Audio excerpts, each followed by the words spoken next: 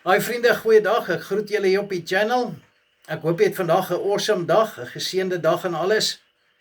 Ek wil jou vandag bemoedig met hierdie woord en vir jou sê, wanneer 'n mens op pad saam met Jesus stap, is daar ongelukkig mense wat 'n mens gaan haat. Hulle haat nie eintlik vir jou nie, want onthou die stryd is nie tussen vlees en bloed, mens tot mens nie. Dis die lig en die waarheid wat gehaat word.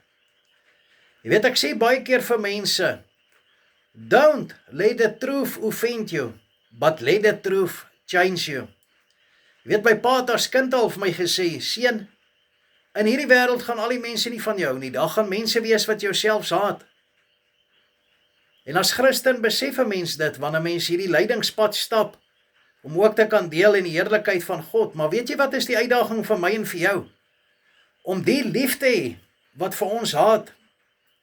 Dis 'n groot challenge. Dis nie maklik nie. Maar weet jy, alles met God is moontlik op die einde van die dag.